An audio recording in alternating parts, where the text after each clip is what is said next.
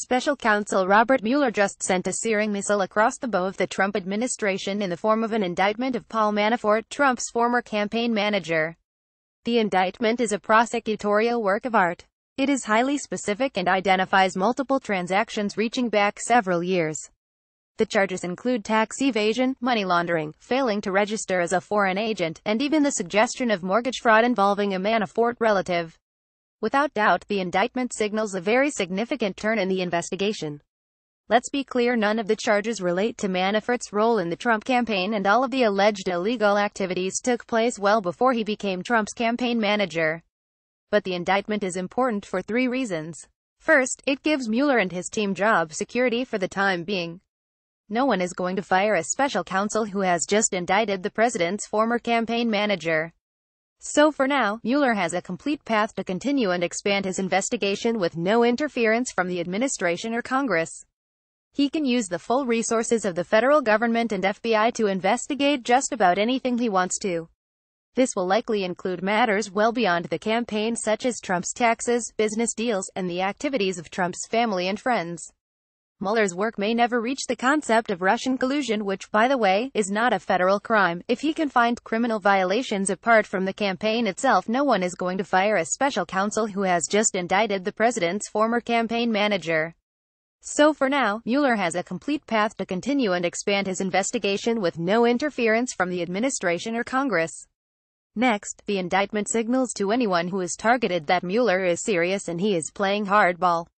The Manafort indictment is chock full of very specific transactions and includes money laundering counts, which are some of the most serious in the federal system and could lead to many years in jail.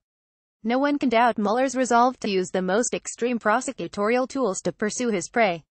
The indictment, along with the search of Manafort's house and use of the grand jury to subpoena a Manafort lawyer, sends a clear message to the defense bar that Mueller means business. Finally, Mueller now has someone at the top of the Trump pyramid he can squeeze. The next step will be for Mueller to suggest to Manafort and his team that he can reduce his prison exposure by cooperating with the investigation, meaning giving information about others and talking about the campaign. This gives Mueller a tremendous advantage in the investigation.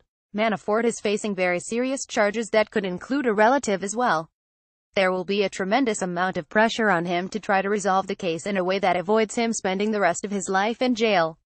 Most defendants can't deal with this type of pressure, and the prosecutors are going to insist that Manafort give them what they want to hear. Whether Manafort flips is anyone's guess, but this could play out badly for the president. So what does all of this mean? At a minimum, the country is looking at a long slog of a special counsel investigation through the rest of the Trump administration. None of this is going away anytime soon. Whether or not the investigation ends with impeachment proceedings, we can be certain that the administration is going to be distracted with this investigation for some time. The focus of the Mueller investigation will likely go far afield of the election issues alone. The Mueller team is composed of some very talented and persistent prosecutors who are not going to rest until every stone is turned. One thing is certain: for the rest of the time Trump is in office, his agenda and administration will be consumed by dealing with the special counsel in news stories about prosecutions. Commentary by John F. Lauro, a former federal prosecutor in New York City and currently a criminal defense lawyer with a national practice, where he represents high-profile clients in federal, criminal and civil cases. Follow him on Twitter at Lauro_John. For more insight from CNBC contributors, follow @CNBC Opinion on Twitter.